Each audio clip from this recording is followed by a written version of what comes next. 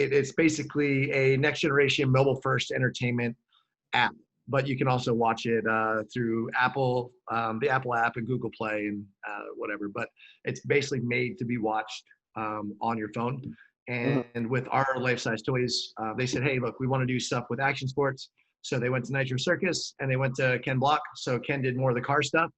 And I said, look, our audience, it's kind of that next generation, but it's still, you don't really have to pander to whoever. They're like, it's like HBO, just you be you, which was really cool for us to kind of have carte blanche, if you will, on coming up with a show. They really wanted something that, was kind of a Nitro centric, if you will. Yeah. We made a living on kids' toys. So what better than to just make kids' toys bigger? And it was actually, the original concept was a build show.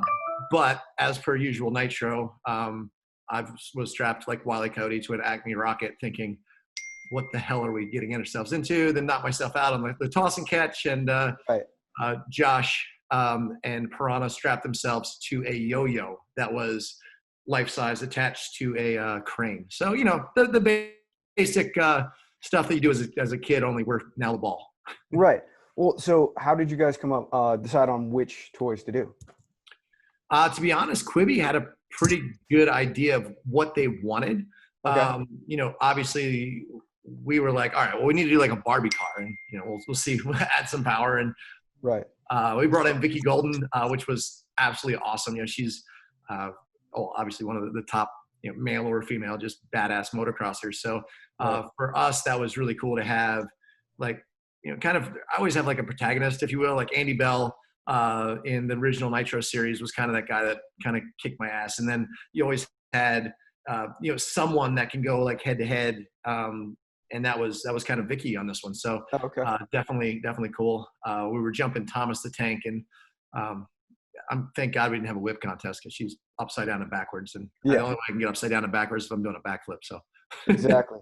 So, I mean, like before you're doing a stunt or whatever you want to call it, a thing that you do on the show, or even in Nitro Circus, do you even have, since you've been doing this for so long, do you even have like any barriers to get through or any hesitation? Or is it like, this is my daily life? Like, I'm scared. I have because I mean, like, racers on the line go through their little mental checklist and they're like ready to go. Do you even have that anymore? Yeah. The day you're not scared is definitely the day you should probably hang up the boots, because everything's dangerous, and risk to reward is always changing. So for me, I have 2 little girls right now, a wife, and definitely this was kind of, like I said, a build show, and I was like, man, this is so awesome. Like, most of the guys, they don't see kind of Pastrana and the work that he puts in, and how. And Stripper Josh is just a really fun guys, but they're car mechanics, and they build all the stuff. People say, well, how do you do, who builds your ramps? Like, well, we do. Who welds them? Like, we do. Our crew, like we've got everybody, when James Foster's welding his own ramp, and Tom Paget and Josh Sheehan are building and putting up scaff. I mean, this is, we're a crew of kind of construction workers, if you will, for action sports world.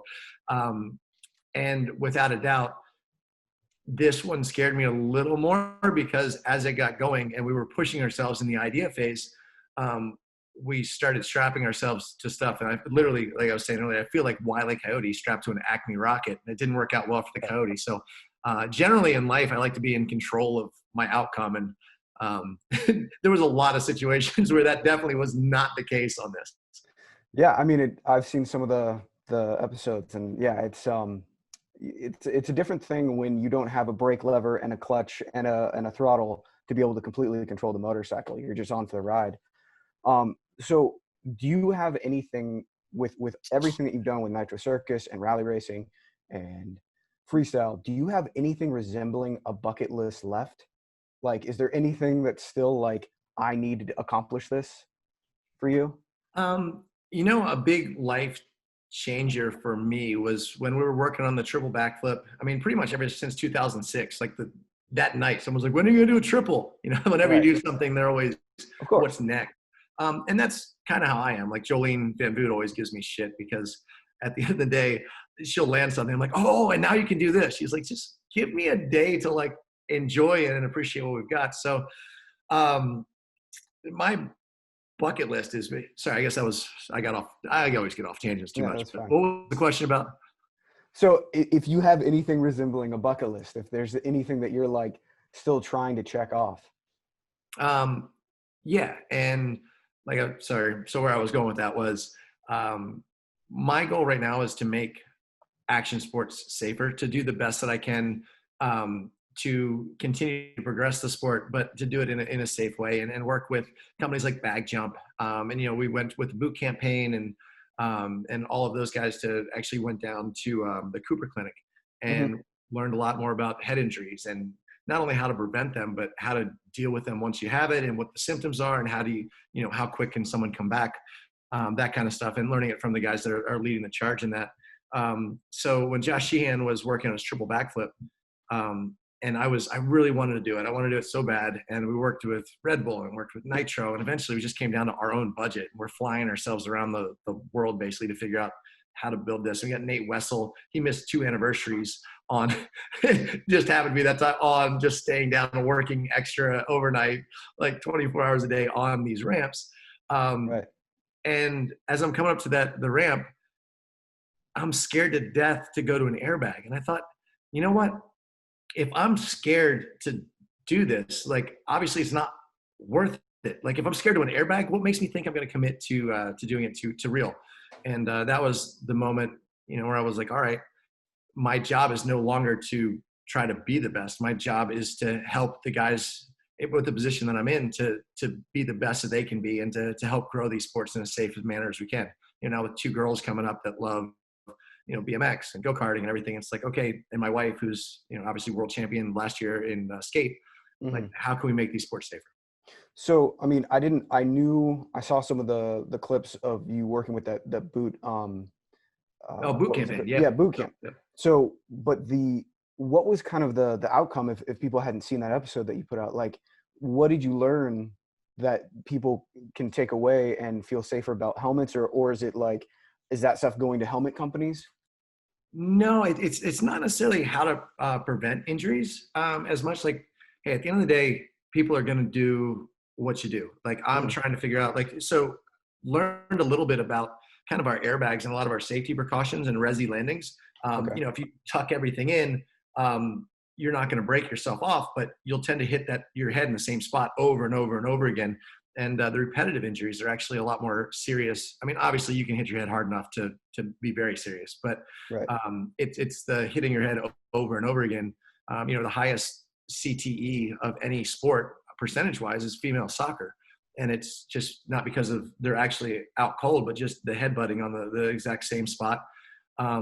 So kind of learned where to not progress, as far as what we're doing and how we're trying to keep the riders safe. But also just the signs, and to see, we have a lot of guys that, you see a lot of, starting with Dave Mira, and a lot of the BMX guys are in every form of sport really, kind of have that downhill spiral. And a lot of what the boot campaign is saying is, hey, this is a lot physical too. Everyone kind of blames it on concussions and blames it on this and that. Yet that is a huge problem, but it's trying to keep your guys that are injured. Let's get them back healthy, and let's get these guys to be able to keep staying active. Your brain does heal, and that's something that Right. I didn't know.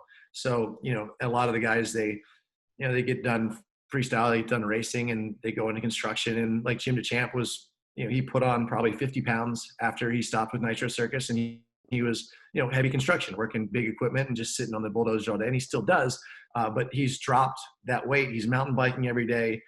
He stopped drinking. Just all these things that your brain can actually, even with a head injury, they deteriorate, or you can improve. And many people don't Yeah. know that you can improve yourself through nutrition, through activity, and that's just lifestyle. So that was really helpful with a lot of the guys that are like, oh man, I can't remember anything. I'm crying. I'm angry all the time. I can't sleep. So instead of helping themselves, they just think, woe is me, and they get worse and worse. We can help those guys to get better, and to give them an environment where they can get active. Yeah. I mean, that's really inspirational. That's pretty cool. Shifting gears into something a little more fun. I'm sure you have a lot of toys in your garage. If you had to pick one right now, what is your favorite? As silly as it sounds, pit bikes. Yeah. It just brings everyone kind of to a little easier level, if you will. It's kind of like Rotax go-karts where, shifter carts, you got to be really aggressive, but Rotax, everyone's close. Even like NASCAR, like just when you Right. battle, when you're racing super, super tight, and no one's really that much faster, it gets awesome. And we started doing that with Smagicals, Northern Nightmare last year. We did a whole pit Viper championship. And Right. then, Axel Hodges just took it on the West Coast. So we did the East Coast, and then Axel got the West Coast. Now you can't buy a pit bike anywhere in the country because Sold out. there's so 100% much sold out. fun. And, if we don't start modifying the things where I think it went downhill last time when I had like a $15,000 pit bike and I couldn't keep up. I'm like, why don't I just have like a 450? This is stupid. Right. So, we're trying to keep in stock and have some fun on them. That's awesome.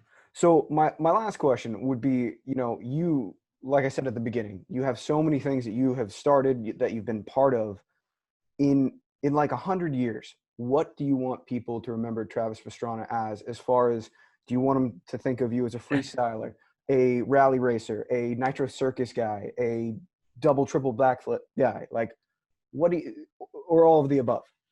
One thing I've found is you can't make people think anything different than what it is. So my goal is to go out every day to live as absolute full and as best as I can, have as most fun as I can. Try to now at this point in my life make the sport to where you can go bigger. Progression through safety and working kind of on that for the next generation to be able to live their life like a video game. There's obviously no reset button, and there will always be danger to our sports, and that's what makes them exciting. And motocross is always the physical fitness, and that's, it's one of the toughest sports on earth. But for me, action sports and riding a dirt bike doesn't always have to be, I'm competitive as can be. Like, you always want to win, but Right. why did I get into it as a kid? I got into it because I loved riding with my friends. I loved riding with my dad, with my mom, going to the racetrack, just being a part of something, and to be able to keep that next generation. Like, I've been very fortunate to travel the world with my best friends and my family, and to help kind of grow action sports in general in a positive way. What people remember me by doesn't, I guess, much matter as long as they're still doing what they love to do and they're able to do it. Yeah, I mean, they have a lot of choices to remember you by. So that's really cool. And not like anything bad's going to happen, but I mean, you got. Yeah, thanks. Yeah, no, See ya. yeah, It's been a good life, guys. Yeah. So anyway, when does the show come out, and how do people watch it? Yeah, so Quibi, you can download the Quibi app, 14-day free trial. It's $4.99, so it's not too much. Apple app, Google Play. But basically, it premieres this Monday, July 6th. We figured 4th of July is perfect. Like this day and age, man, there's been a lot of stress, a lot of negative, and Quibi's cool because it's all under 10-minute episodes. So if you're having whatever your day is, our show was made just for pure fun. You get 8 minutes of laughter, and there's some crazy shenanigans, but it's not built up like, oh, he's gonna die. It's like, here we go again, guys. So it's definitely a good time. And if you have a chance, comes out July 6th, and then every single day or every weekday, another episode comes out. So, and Vicki Golden's actually here to talk as well. If you got a minute. Yep, that's next. All right, thank you. Perfect. Hey, appreciate your time. Good to meet you, and hopefully see you in person sometime. Absolutely. Good. How are you? Very good. Yes, as tall as him. So, first off, you're normally in California, but obviously you're out in with Pastrana. So, are you guys working on some other stuff, or what's going on? Actually, I just got hurt a few weeks ago, so I had some free time, and everyone's out here just having a good time, and we filmed some other stuff going on. So yeah, a little bit of both, but I'm just kind of here chilling and taking it all in, using a little bit of injuries are like forced vacation, so I'm on vacation. Yeah. So how did you originally get hooked up with Travis and the Nitro Circus kind of crew to do this show?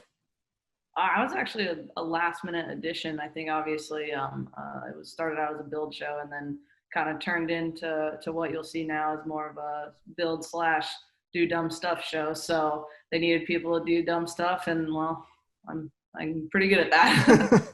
So like going into some of these episodes, I mean, obviously your expertise is being a total badass on a dirt bike, but then you're kind of thrown into other stuff, being launched from a catapult. Does anything, I mean, other than the mental fortitude, there's no skills that cross over? No, none of these skills ever crossed over. I mean, we did have a few episodes where, you know, the Barbie cars we got to drive, and then, Yeah. you know, we actually did get to ride dirt bikes for one of the shows, and that was probably my favorite one, being able to be in my element riding dirt bikes. But everything else is just out of my element, just give it a whirl and see how it goes. So, yeah, it was definitely a lot different than what I'm used to, but we had a lot of fun filming that TV show, so I'm stoked for it to come out.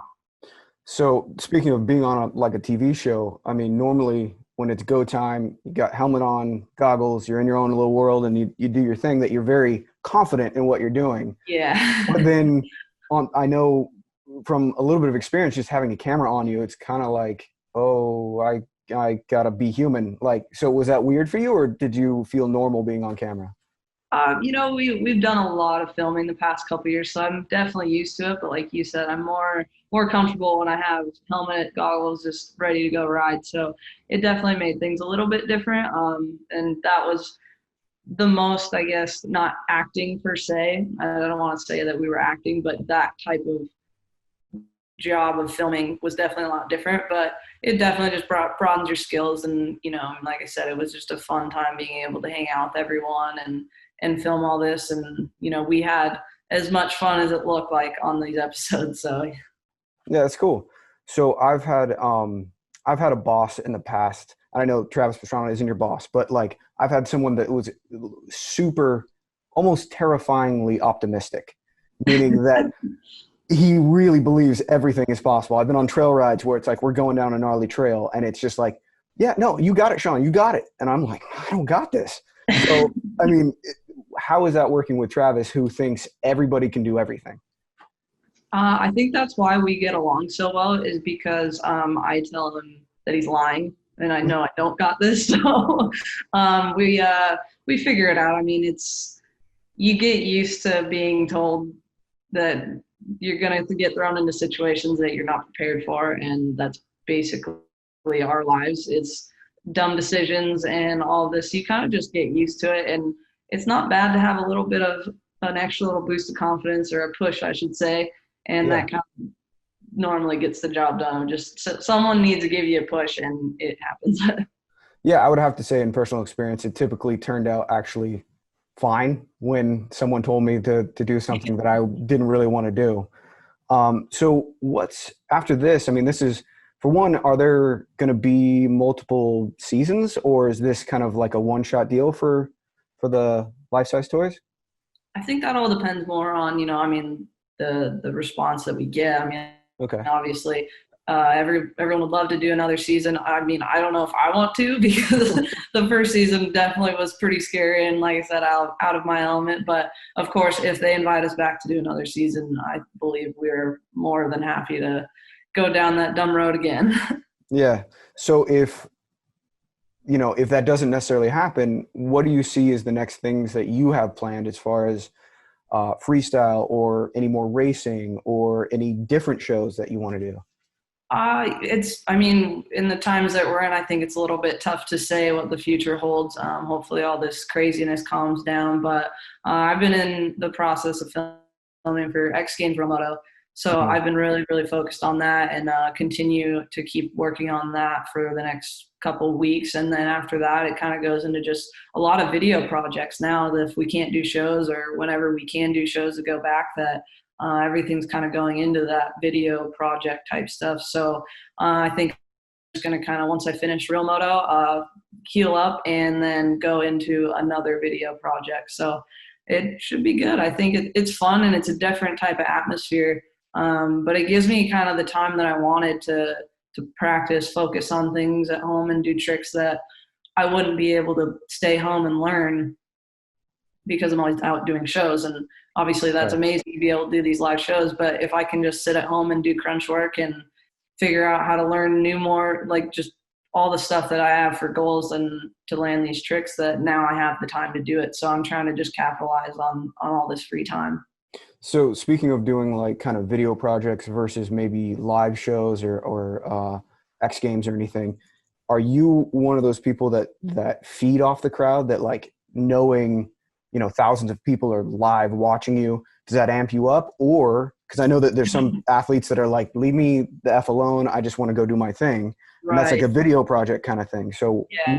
which do you thrive in?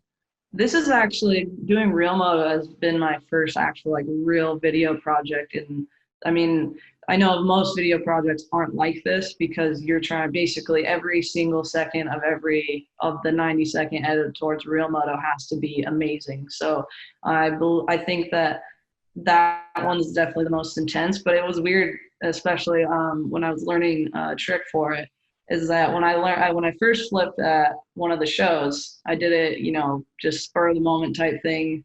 And I had the pressure, like you said, of the fans, and they stopped everything. The announcer said, like, I'm going to do this, so I have to do it now. So Right. it was definitely a weird transition. And I even said it so many times that it felt weird doing everything right, because I was able to take my time, work in the foam pit, take my time, you know, get the landings built. And it was just a weird process because I was doing everything the right way. It's just I've never done it before. And it kind of still helped too, because I know that even though we're not being watched by fans right now in the moment, and it's just me and, you know, one filmer, that people are still going to watch this. So I want to make sure it's the best thing I can possibly put out there. So it's kind of the same thing. You just kind of have to think of it in the long picture of what's going on. So it was definitely a lot different, but I had a blast. And I think Real Moto has been one of the most challenging film projects that I've ever been a part of. Yeah, that's cool. We look forward to seeing that. Then like even further down the road, do you see yourself always sticking to two wheels, or do you ever look at some of the guys like even Travis Pastrana that transferred into rally racing in a car or trucks or anything like that as, you know, your career progresses? Yeah, I mean, I'm definitely not opposed to any of that, but my passion is definitely two wheels. Yeah. No matter what it is, you know, like 450s, two strokes, 110s, whatever it is, I absolutely love riding dirt bikes. So even like I said, when all this downtime still is going on, we don't have any shows to be practicing for, events to get ready for, but we're still riding every single day because that's exactly what I love to do. I'm sure it'll transition on the road when my body gets older and hurting more and more. But for Right. right now, I love being on two wheels. Well, cool. That's all I got. We look forward to seeing the new show. And yeah, thanks for spending some time with us. No worries. Thank you. Awesome. All Thanks. right, later.